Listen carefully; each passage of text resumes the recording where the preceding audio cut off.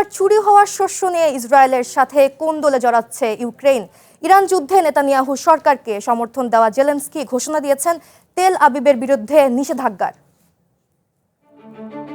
ইউক্রেনের চুরি যাওয়া শস্য বন্দরে প্রবেশের অনুমতি দিয়েছে ইসরায়েল। এমন অভিযোগে তেল আবিবের বিরুদ্ধে নিষেধাজ্ঞার হুঁশিয়ারি দিয়েছেন ইউক্রেনের প্রেসিডেন্ট ভলোদিমির জেলেনস্কি।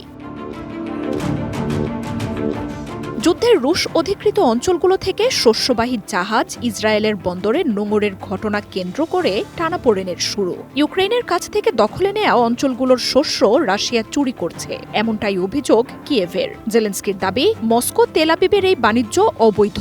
জানান, এর সাথে প্রত্যক্ষ ও পরোক্ষভাবে জড়িতদের বিরুদ্ধে নিষেধাজ্ঞা প্রস্তুত করা হচ্ছে।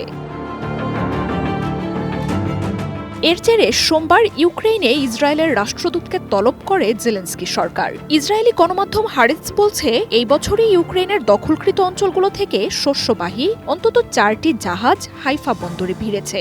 শস্য নামানোর অপেক্ষায় রয়েছে আরেকটি জাহাজ। তবে এসব অভিযোগ অস্বীকার করেছেন ইসরায়েলের পররাষ্ট্রমন্ত্রী গিদিয়ন সার। ইসরায়েলে প্রবেশ করা শস্য চুরি হওয়া এমন কোনো প্রমাণ দিতে কিয়েভ ব্যর্থ হয়েছে বলে জানান তিনি। জেলেনস্কির বিরুদ্ধে মিডিয়ার মাধ্যমে কূটনীতি চালানোর অভিযোগও আনেন নেতানিয়াহু প্রশাসনের প্রভাবশালী এই নেতা। এদিকে ইউক্রেনের এই অভিযোগের সমর্থন দিচ্ছে ইউরোপিয়ান ইউনিয়নও। ইসরায়েলি বন্দরে রুশ জাহাজ ও শস্য বাণিজ্য ঘিরে নিষেধাজ্ঞার হুমকি দিচ্ছে জোটটিও। মার্জিয়া উপমা, ওয়ান ইন্টারন্যাশনাল ডেস্ক।